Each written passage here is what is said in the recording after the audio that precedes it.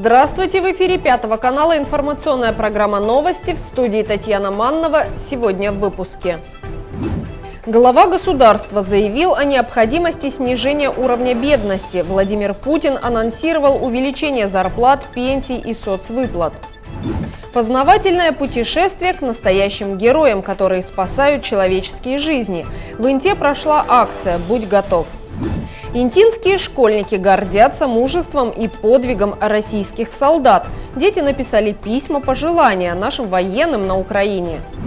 Центр национальных культур приглашает горожан на выставку творческих работ «Весеннее настроение».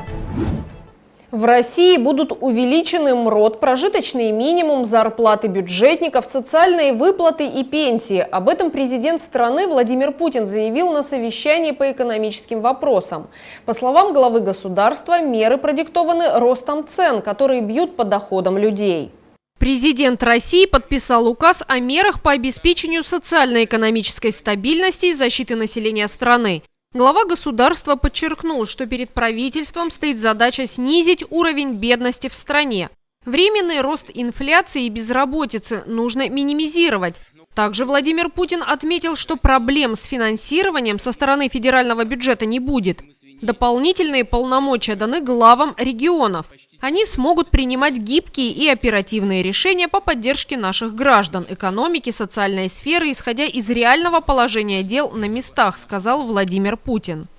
Президент поручил губернаторам принять дополнительные меры адресной поддержки различных категорий граждан, оказавшихся в трудной ситуации, а также при необходимости ввести единовременные выплаты, сохранить доступность социальных услуг, обеспечить бесперебойное функционирование объектов жизнеобеспечения, транспортной, логистической, социальной инфраструктуры, объектов образования, здравоохранения, социального обслуживания, энергетики, промышленности и связи. Проводить мониторинг розничных цен на товары первой необходимости, лекарственные препараты, медицинские изделия, а также следить за их наличием в магазинах. Принять дополнительные меры для устранения повышенного спроса на отдельные товары, работы и услуги.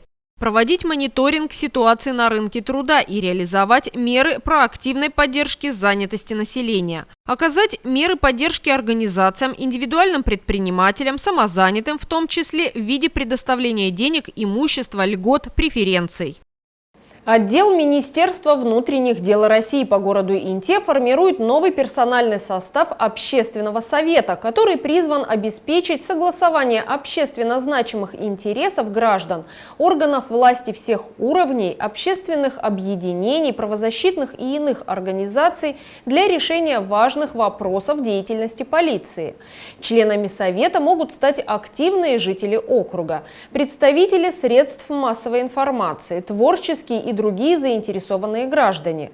Желающим стать членом такого совета необходимо до 20 марта направить в МВД России по городу Инте заявление с анкетой. Общественный совет создается при Министерстве внутренних дел Российской Федерации, в том числе по территориальным органам, является совещательным органом и образуется в целях обеспечения общественно значимых интересов граждан, в том числе органов внутренних дел. Значит, основными задачами общественного совета является это привлечение граждан, общественных объединений и организаций для реализации в сфере охраны общественного порядка, профилактики правонарушений, а также по реализации государственной политики по противодействию преступности. Значит, членами общественного совета могут стать все граждане Российской Федерации, достигшие возраста 18 лет. Не могут быть участниками членов общественного совета это лица, имеющие судимость, а также признаны недееспособными на основании решений судов. Вся информация по общественным советам размещена на официальном сайте МВД России во вкладке «Общественный совет», «Нормативная документация», «Памятки» и так далее, приказы, указы президента находятся на сайте МВД России. Для участия в формировании общественного совета граждане могут обратиться по номеру телефона рабочему 72004 или на сотовый телефон 8999 363 1028. Зовут меня Борисов Игорь Николаевич, я начальник штаба, формирую состав нового общественного совета. Заявление необходимо будет написать на имя начальника ОМВД. Также предоставить наш адрес анкету гражданина и согласие на обработку персональных данных. Ни карантина, ни изоляции как таковых в России нет. Заболеваемость коронавирусом продолжает снижаться. В нескольких регионах перестал действовать обязательный масочный режим. В Коми отменили QR-коды и смягчили антиковидные ограничения. Жители Инты соскучились по праздникам. Горожан интересует, будет ли в этом году организован День оленеводов. На сегодняшний день указом главы Республики Коми разрешено проведение мероприятий в концертных залах, в спортивных залах с посещением 100% заполнением зала. И также разрешено не показывать QR-коды. Но, к сожалению, пока на сегодняшний день, это пункт 16.1 указа главы Республики Коми, массовые мероприятия пока не разрешены. Поэтому массовые мероприятия, те, которые мы обычно всегда проводим на улицах, в том числе наш любимый праздник оленеводов, в этом году, к сожалению, провести мы пока не сможем. Очень ждем, что все-таки коронавирус пойдет на спад, поэтому ограничения будут постепенно так сниматься, и очень надеемся, что 9 мая мы уже проведем, конечно же, в традиционном формате, с шествием на улице, и все остальные праздники, которые мы проводим всегда. Банкротство – это процедура, в результате которой человек, не имеющий возможности платить по долгам, избавляется от них через суд или во внесудебном порядке. Как оформить банкротство через многофункциональный центр без суда и госпошлины? При каких долгах можно использовать внесудебную процедуру банкротства и как подать заявление в нашем следующем сюжете? На прошлой неделе в общественной приемной главы Республики Коми прошла прямая линия. О том, что такое банкротство и как его можно оформить, поделилась руководитель Интинского отдела МФЦ Ирина Попова. Под банкротством понимается ситуация, когда человек не может платить по своим долгам. Такой человек называется должником или банкротом, а те, кому он должен, его кредиторами. Институт банкротства только для добросовестных должников. Если человек может платить, но не хочет, он не банкрот. Чтобы заставить его заплатить, кредиторы могут обратиться в суд и затем к судебному приставу. Банкротство – это не преступление, оно может случиться с каждым. Банкротство нередко наступает не по вине должника. Это может быть увольнение, болезнь, авария, смерть близких и прочее. Чтобы решить свои проблемы, должник и кредиторы могут инициировать процедуру банкротства.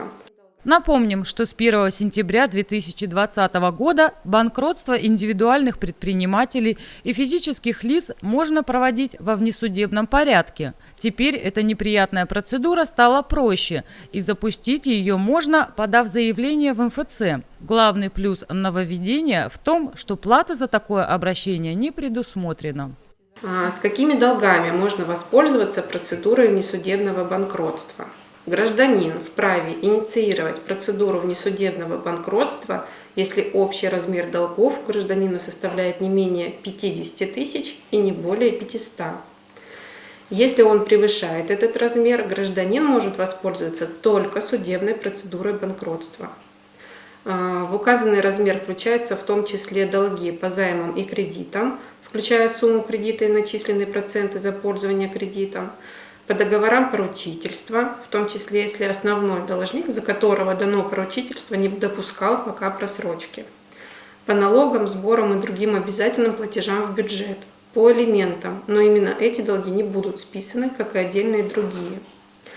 В указанный размер не включаются долги по санкциям, в том числе пени, штрафы за просрочку платежа, проценты в соответствии со статьей 395 Гражданского кодекса и прочее.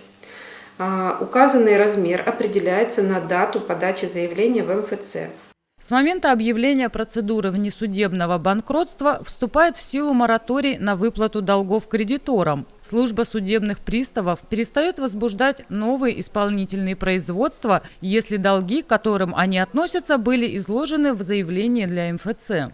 Это означает, что судебный пристав не сможет продавать имущество гражданина, а банк не сможет списывать деньги с его счетов. Прекращается начисление процентов и финансовых санкций по всем обязательствам гражданина, за исключением требований, которые должник не указал в прилагавшемся к его заявлению списку кредиторов, о возмещении вреда, причиненного жизням и здоровью, о выплате заработной платы, выходного пособия, о возмещении морального вреда и взыскании алиментов. Процедура внесудебного банкротства занимает 6 месяцев. В это время гражданин не может брать новые кредиты и займы, выдавать поручительства и оформлять иные обеспечительные сделки. Подскажите, пожалуйста, вот у меня такой вопрос. Не знаю, по адресу, не по адресу обращаюсь. У меня я проживаю в доме многоквартирном. В моем подъезде проживает бабушка. У нее долг за жилищно-коммунальные вот эти все услуги порядка 87 тысяч. Подскажите, пожалуйста, можно ли как-то вот это вот банкротство гражданина признать или как-то, чтобы вот этот вот ей погасить долг? Или это не по адресу я позвонила? Здравствуйте. Да, вот смотрите, ваша соседка, получает пенсию, правильно? Да, но у нее пенсия небольшая, она одиноко проживающая, помочь ей некому. Но смотрите, на процедуру внесудебного банкротства может обратиться человек, у которого нет дохода вообще. Только дохода, если нет? Да. В данном случае можно порекомендовать заключить соглашение с ресурсоснабжающими организациями и постепенно выплачивать долг. За все время действия закона в Инте никто не подавал документы на банкротство. По словам специалиста, все дело в довольно жестких требованиях. Одно из главных условий для списания долгов – оконченное исполнительное производство. В большинстве случаев исполнительные производства по невыполненным обязательствам заявителей даже не начаты. Нюансов в этом вопросе много. За консультацией просят обращаться в многофункциональный центр. Инта присоединилась к всероссийской акции «Письмо солдату» в поддержку российских войск, участвующих в спецоперации на Украине. Первыми подключились юноармейцы. Учащиеся школы номер 9 из 5, 9, 11 классов написали слова благодарности военным, которые встали на защиту мирного населения Донецкой и Луганской народных республик. Дети восхищаются подвигом российских солдат и желают им скорейшего возвращения с победой. Учащиеся 5 класса из отрядов юноармейцев и юных пожарных с радостью приняли участие в акции. Дети уже заранее знали, какие напишут слова поддержки солдатам и офицерам, которые исполняют свой воинский долг. Почему я принимаю участие? Я думаю, что солдаты – это герои, это наши защитники, и я хочу поддержать их своим письмом. Что ты решил написать в письме? Я решил написать теплые слова, чтобы им стало легче и добрее на душе. Мне хотелось бы выразить благодарность солдатам за то, что они отдают долг Родине. И я бы хотел написать побольше теплых слов в своем письме, чтобы они были рады и им было хорошо. Учащиеся 5 А класса школы номер 9 недавно стали юноармейцами. В ряды Всероссийского детско-юношеского военно-патриотического общественного движения ребята вступили несколько недель назад. Торжественное посвящение состоялось в День защитника Отечества. На следующий день, 24 февраля, началась военная специальная операция на Украине. Уже более 15 дней вооруженные силы Российской Федерации осуществляют освобождение мирных жителей Луганской Народной Республики и Донецкой Народной Республики от нацистских захватчиков, от нацизма. В целом организовывают гуманитарные коридоры для выхода гражданского населения с территорий, с освобождаемых территорий. Предлагаю вам поучаствовать в этой акции, написать письмо солдату, который, неизвестно какому солдату вы его напишете, но напишите свои проникновенные чувства и слова, которые смогут поддержать наших воинов, их моральный дух в борьбе с нацизмом. Думаю, у вас найдутся такие слова, вы все-таки юноармейцы, участники патриотического клуба. Детям понадобилось всего несколько минут, чтобы написать солдатам, участвующим в спецоперации на Украине, слова поддержки и добрые пожелания. Здравствуй, дорогой солдат. Тебе пишет ученица 5 класса Васильева Дарья. Живу я в небольшом городке, который находится в республике Коми. Я знаю, сейчас ты исполняешь свой человеческий и военный долг. Я горжусь тобой и твоей мужественностью. Желаю тебе преданных друзей, силы, здоровья, чтобы ты вернулся к своей семье, мужественности. До свидания. Васильева Дарья, 5 А класс, школа номер 9, город Тульта, Республика Коми. Дети сложили написанные письма в треугольники, как это делали солдаты во время Великой Отечественной войны. Это мероприятие проводится по всей территории России. С момента начала операции во всех школах города, среди жителей населенных пунктов нашей России, Великой России, люди пишут письма пожелания воинам Вооруженных сил Российской Федерации. Люди уверены в том, что мы делаем правильное дело, что мы освобождаем мирных жителей ЛДНР от нацизма. Нацизм – это очень страшная вещь. Мой дед воевал, я уже неоднократно об этом говорил. Помню его, горжусь им, что он принял участие в этой великой победе. И хотелось бы, чтобы этого в жизни не повторялось. Так как, когда началась эта акция, у меня возникла идея провести и в 9-й школе это. Соответственно, поговорил с ребятами-юноармейцами в нашем отряде. Отряд у нас сейчас уже около 35 человек. Ребята широкой душой откликнулись на данное мероприятие, сказали, что они в обязательном порядке примут участие в данной акции. Ну и вот сегодня она состоялась. Эти письма мной будут переданы через военный комиссариат, либо через региональный штаб юнармии в главный штаб юнармии. И, конечно же, эти письма дойдут до адресата, до наших воинов. И даже если они уже вернутся, и будет даже радостно, что они вернутся уже в ближайшее время домой, в свои войсковые части, в любом случае прочитают эти письма и поймут. Они уверены в том, что их поддерживает наш народ, их поддерживает Россия. Ну и думаю, что в этой акции примут участие и другие учащиеся образовательных учреждений.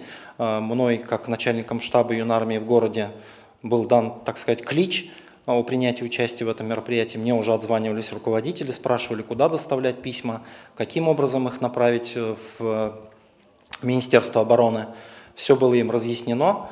Также хотел бы привлечь внимание и других жителей нашего города, неравнодушных жителей. Если у кого-то возникнет желание поучаствовать в данной акции, вы можете написать соответствующее письмо благодарности нашим солдатам, которые проводят сейчас эту операцию на территории Украины. Письма поддержки российским военным на Украине написали и будущие выпускники. В знак уважения учащиеся 9 и 11 классов поставили парты в форме латинской буквы Z, что означает «За победу». Я прежде всего решил написать письмо солдату, так как горжусь российской армией, чтобы она победила.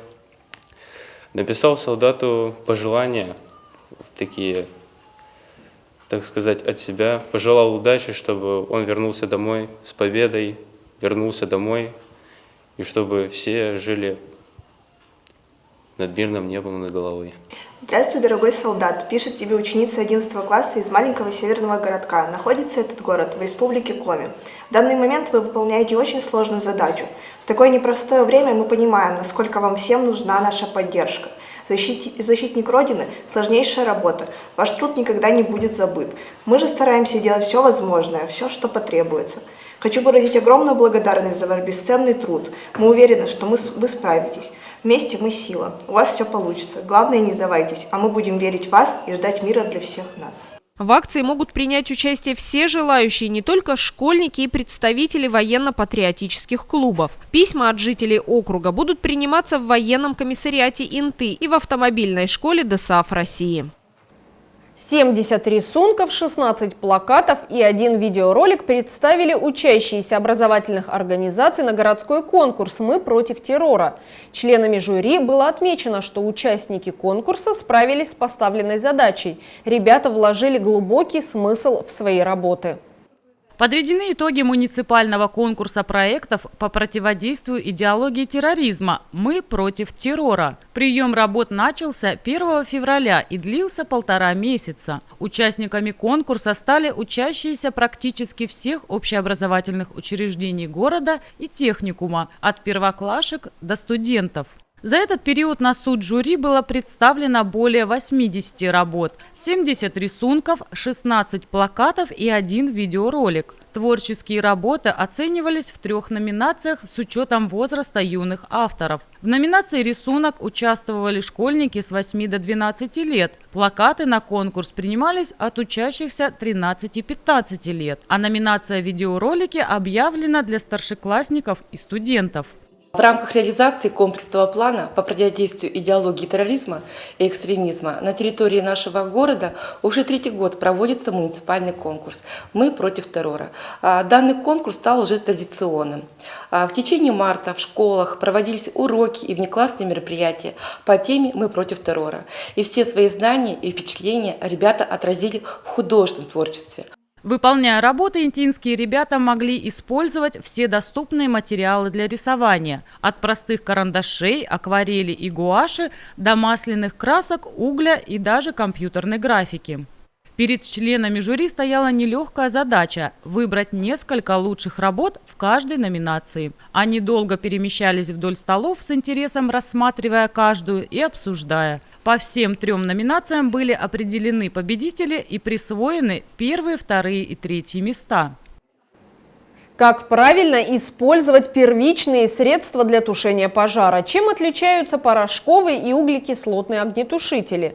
Интинские школьники познакомились с профессией пожарного, узнали, чем оснащен пожарно-спасательный автомобиль, поговорили о профилактике пожаров, повторили правила безопасности на улице и в быту, сами потушили возгорание и оценили доблестный труд спасателей. Учащиеся 6, 8, 9 классов из лицея номер 1 и школы номер 10 побывали в пожарно-спасательной части номер 33 на познавательной экскурсии, организованной городской администрацией и интинскими спасателями. Детям напомнили о правилах безопасности, рассказали, как вести себя при пожаре, каким образом и чем можно обезвредить огонь. Пожар – это очень большая беда, огонь как бы ошибок не прощает. Но от себя вам скажу, что ни в коем случае не балуйтесь с ним, с огнем, потому что он как бы друг, но он очень врагом может стать быстро и резко, который не контролируем. Соответственно, ни в коем случае не поджигайте траву. Пал травы очень тоже проблема актуальная. Сейчас у нас будет весенне-летний пожарно-опасный период, поэтому это актуально, когда все растает, будет трава сухая и она очень горит сильно. То есть сами ни в коем случае не балуйтесь, своим сверстникам, друзьям рассказывайте, потому что банальное развитие пожара от травы может перекинуться на какие-нибудь конструкции деревянные, допустим. Это уже совсем другая история, как говорится. То есть контролируйте это, не балуйтесь ничем, электрообогревательные приборы, просто электрические приборы, не перегружайте дома электросеть, то есть в удлинителе не оставляйте кучу всяких приборов включенных, то есть и следите за тем, чтобы все было под контролем. Если, не дай бог, почувствовали запах какого-нибудь дыма или увидели, что возникло возгорание, сразу же оповещайте взрослых, звоните в пожарную охрану. Номера вы все знаете, поэтому будьте умны. Ко всему подходите с головой, и все у вас будет хорошо. Самая интересная практическая часть экскурсии для ребят была организована на улице. Из гаража выехали боевые пожарные машины. Школьники узнали много полезной информации из беседы с теми, кто занимается тушением пожаров и спасением людей. Ребят, все, у нас есть некое возгорание. Сейчас у нас пожарный выдергивает чеку. Пломбу так, подходит к очагу. Так, и приступаем к тушению.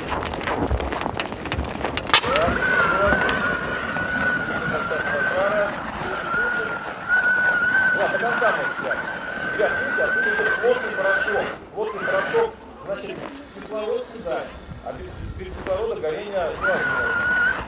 Пожар потушен. Детям предоставили возможность почувствовать себя в роли пожарных и освоить работу огнетушителя. Ребят, сейчас будете нажимать на раструб. Вот поднимайте, вот так его можно вот. То есть нажатие идет сюда. То есть вот так вот. Сейчас вот, допустим, весь очаг. А вот можете, например, и вот как, 1,5-2 метра. Давайте, каждый подходит и пару раз можете нажать. Давай, сначала теперь. Так. Давай. Буквально 2 раза. Так, подходишь к очагу, нажимай. Все, стоп. О, прочувствовал? Пожарные рассказали о назначении спецтехники и чем она укомплектована. Сотрудники МЧС открыли отсеки машины, чтобы показать, каким пожарно-техническим оборудованием пользуются при тушении пожара. Пожарный ствол подсоединяется к рукаву, и оттуда идет вода. Здесь можно распылительную струю, ну, то есть менять струю, дальность ее, диаметр струи, пожарный ствол. Так, вот это пожарные рукава. Ребят, не шланги, рукава это пожарные. Ребят, сейчас у нас будет подача пены. Мы ее используем, как правило, при разливе жидкости, например, да, как вот бензин, керосин, смола, нефтяные продукты. Потому что водой их потушить нельзя, а пеной их можно. Пена обволакивает сверху, и горение прекращается.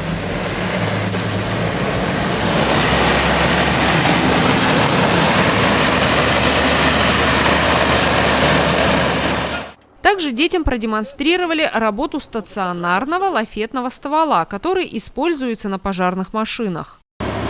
Вот так он бьет у нас.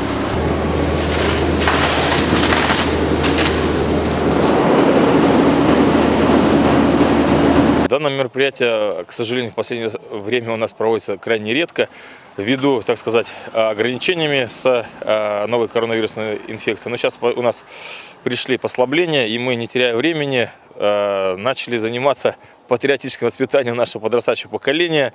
1,5 года работы мы не проводили такой вот эффективной. Ну, а мероприятие посвящено Дню пожарной охраны, Дню гражданской обороны, вот 90 лет юбилей гражданской обороны. 95 лет у нас государственному пожарному надзору. Ну и так вообще в целях патриотического воспитания нашей молодежи, наших молодых интинцев, чтобы они воспитывались патриотами своего города, своей страны. И, может быть, кто-то после экскурсии сделает выбор в пользу или там к нам в пожарную охрану, или в полицию пойдут, или просто вырастят хорошими людьми. Штатная численность личного состава пожарной части составляет 52 человека. Коллектив дружный, сплоченный. Опытные огнеборцы работают с полной отдачей, выполняя возложенные на них обязанности. Автопарк небольшой, 4 пожарных автоцистерны и 1 автолестница.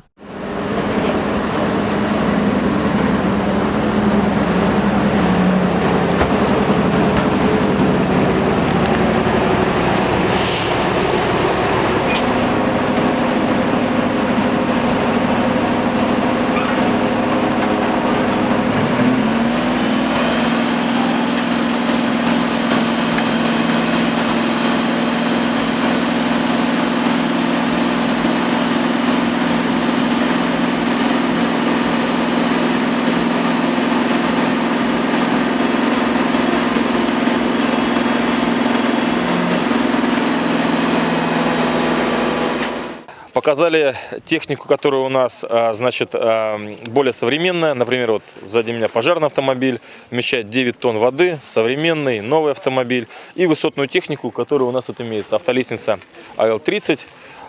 30 – это 30 метров. Я узнал, как правильно тушить пожары, какие есть приборы для пожаров и машины для пожаров. Именно, например, какие-то, например, поднимать человека, а другие, например, специальные, чтобы тушить низкие, получается, дома и все остальное. Профессия, она очень интересная, но она очень, получается, небезопасная, потому что пожары можно обжечь, сделать себе ожог и все остальное. Профессия пожарного считается одной из самых опасных в мире. Храбрые и выносливые мужчины имеют отличную физическую подготовку. Они обладают не только теоретическими знаниями, но и практическими навыками борьбы с огнем. Интинские бойцы неоднократно участвовали в тушении крупных и сложных пожаров, рискуя собственными жизнями ради спасения чужих. Конечно, всем нам страшно, как говорится, дураки не боятся, но мы преодолеваем страх и, получается, набираем даже мужество, терпение, опыт.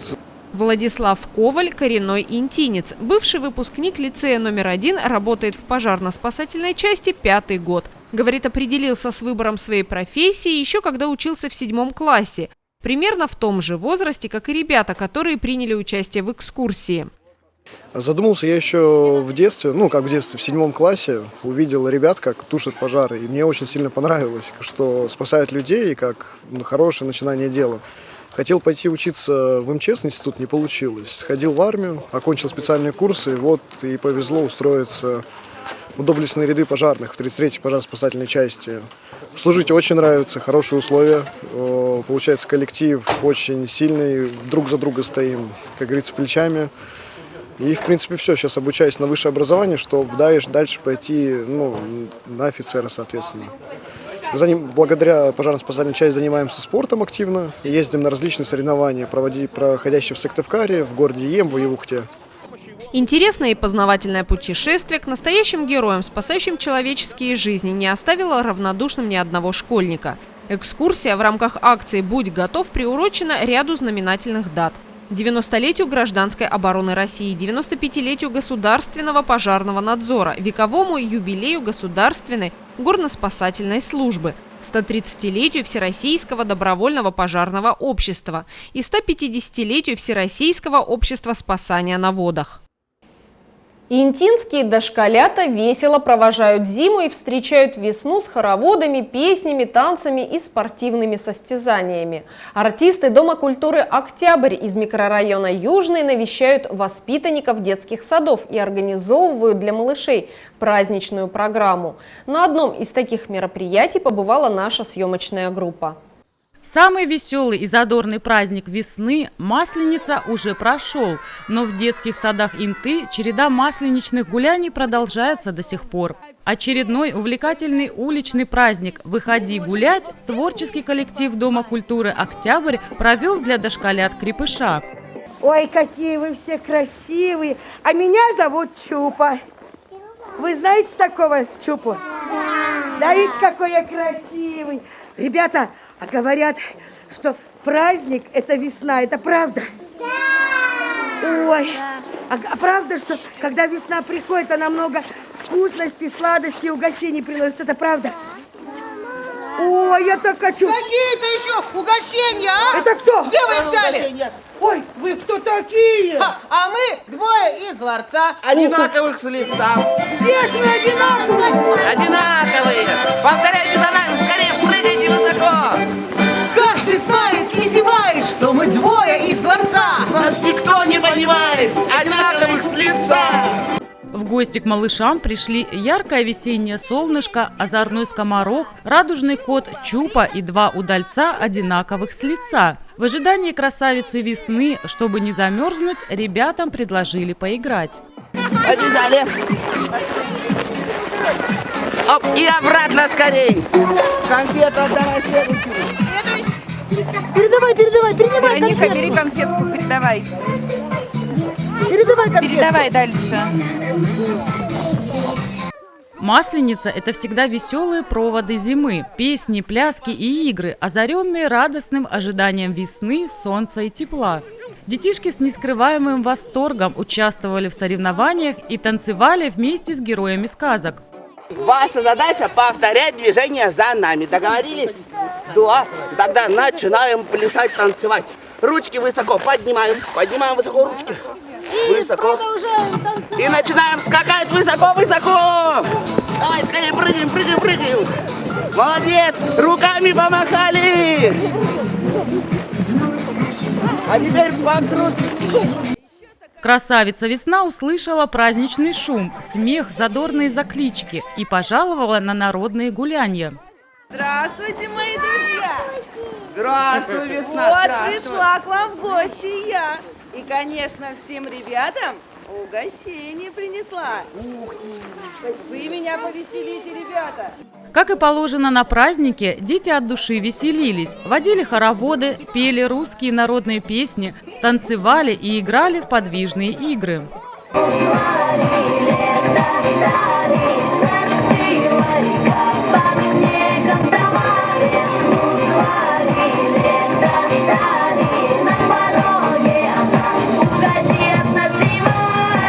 В завершении праздника каждый малыш получил сладкое угощение.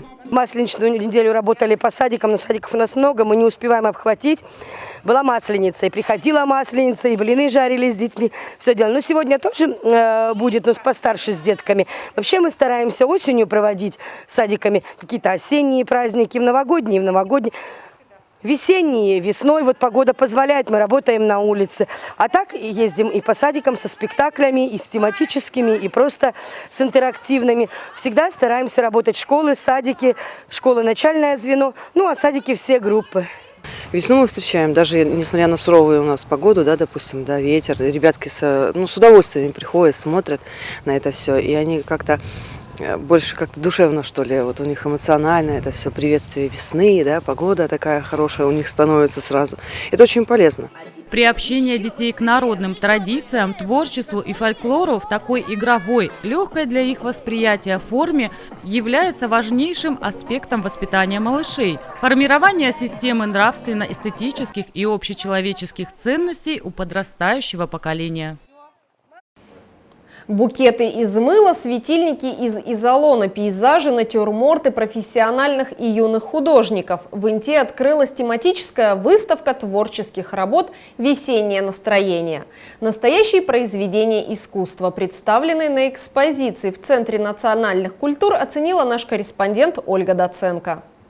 В Центре национальных культур работает тематическая выставка творческих работ «Весеннее настроение». Приурочена она Международному женскому дню и наступлению весны.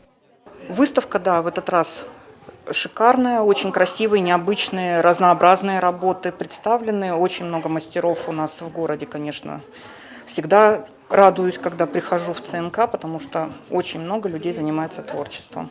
Участниками выставки стали несколько известных опытных интинских умелец. Любовь Байкова – профессиональный художник со стажем, участник множества городских выставок. Работает в различных жанрах изобразительного искусства, будь то натюрморт, пейзаж или портрет. В своих работах часто воспевает красоту северной природы. Елена Созинова – мастер декоративно-прикладного творчества, неоднократный участник выставки конкурса «Мастер года». На выставку «Весеннее настроение» Елена представила свою мини-коллекцию бабочек. Эти хрупкие и яркие вестники весны – красивейшие создания природы, которые практически никого не оставляют равнодушным. Анна Адамова творчеством занимается уже давно. Является мастером по изготовлению поделок, сувениров, всевозможных украшений, резинок, заколок и многого другого. Последнее крупное увлечение мастерицы – прекрасные цветы из изолона. На данную выставку я представила работы из изолона, светильники, картины и настольные светильники. Изолоном я занимаюсь 4 года уже. Начала заниматься только для себя, чтобы сделать подарок близким. Потом люди увидели, стали спрашивать. Естественно, захотелось совершенствоваться в этом направлении. Стала смотреть мастер-классы, вебинары, ну и развиваться. Кроме этого, я еще занимаюсь другими видами творчества. Часто участвую в выставках ЦНК, выставляю работы, на выездную торговлю выходим мы. Благодаря тоже работникам ЦНК нас приглашают. Мыловар Мария Воробьева свой творческий путь начала совсем недавно, в декабре прошлого года. Для нее это первый выставочный опыт. Ее творения – оригинальные и нежные цветочные букеты и композиции из мыла. Каждый цветок индивидуален и сделан вручную. Настоящее произведение искусства. Тончайшие лепестки и чудный аромат зачаровывают. Почти половину выставки занимают работы юных интинцев, воспитанников художественного отделения детской школы искусств. Если нам предлагают какие-то выставки, конкурсы, да, мы принимаем участие. По поводу работы все разные, это и натюрморты, и пейзажи, это и символизм, как у девочки Кати, у ребенка и присутствует. В этом, мне кажется, самая главная особенность живописи искусства, что можно выражать себя по-разному. Кто-то в традиционных техниках, кто-то в символизме, кто-то в других еще направлениях, в разных материалах, кому что нравится. Дети должны заниматься творчеством. Это, во-первых, развивает мышление, это не сидят за телефонами, то есть это творчество, в любом случае оно полезно и для моторики, и плюс такая выставка, она действительно является деткам стимулом стремиться к чему-то новому, видеть какие-то новые работы. Может, кто-то найдет какое-то для себя направление в будущем и пойдут заниматься каким-то творчеством дальше. Для ребят это первое участие в выставке. Для каждого из них это волнительный и важный момент – гордость за свое творение. Рисовала я ее не так уж и долго. Работу я писала о весне. и пастелью делала техникой. Получилось очень легко. Это для меня довольно большое достижение. Первый раз. Ну, я рисую, скорее всего, больше, где-то 7 лет. В художку я пошла в том году, потому что решила... Я изначально ходила в ЦВР возле школы, я с 1 класса туда ходила и решила потом уже в художку пойти. Это мой первый поход на выставку, и я хочу представить работу на весенних проталинах. Я ее рисовала карандашами, точнее, карандашами плюс акварель. Изначально была фотография девушки, я в интернете нашла, она шла по улице, светило солнце, и я решила, что она мне вдохновила меня, и я решила нарисовать ее в такой стилистике. Я выполнила картину в весенних цветах. На картине я изобразила женщину. В художественной школе я занимаюсь 1 год. Раньше мне нравилось рисовать дома, и в детстве я очень хотела пойти в художественную школу. Мне понравилась работа, выполненная в ярких цветах, масляной пастели. Я хочу попробовать нарисовать такую картину. Сейчас я понял, что очень важно. Раньше думал, что главное развиваться, становиться лучше. Мне кажется, такое мероприятие, оно немножко нас освобождает, что ли, может быть, от этой какой-то рутины, дает немножко вздохнуть полной грудью, вот, как-то, не знаю, окунуться в праздник, может быть, что-то в таком духе. Весна – это время пробуждения от зимнего сна. Все оживает, преображается, возрождается. Она несет с собой радость тепла и солнца. Хрупкая, нежная и робкая весна в работах ребят дарит зрителям надежду на будущие теплые дни лета и солнца. Я с детства очень люблю рисовать. Занимаюсь в художке 4 года. И как-то, я еще занималась танцами, но так как я хотела больше рисования, мне пришлось их бросить. Я очень люблю природу и лугы и деревья, и на переднем плане девушка. Мне показалось это очень красиво. На картине я изобразила сову, которая сидит на ветке в осеннем лесу. Картину я рисовала недели 2-3, работала над ней, старалась. Руки были все грязные в пастели, но я старалась, и вот мою работу взяли впервые в ЦНК, и я очень рада этому. Каждый юный художник нашел для себя привлекательную и волнующую его тему и воплотил ее в своей работе.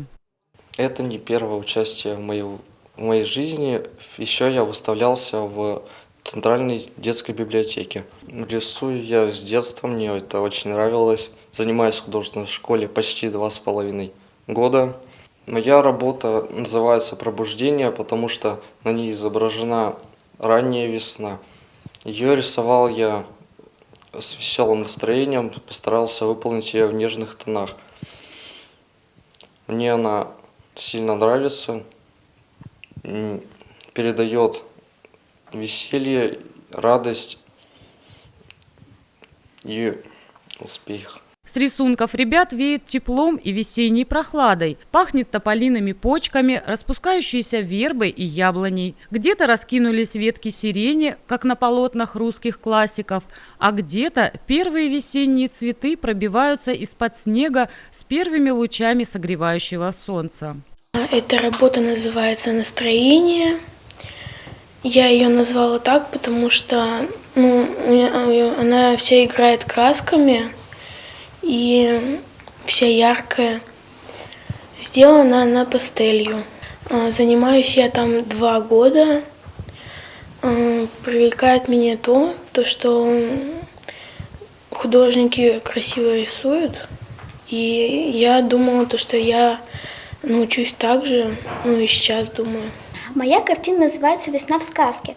Она выполнена пастелью. Я хотела передать в своей картине очарование ранней весны, когда растения просыпаются ото сна.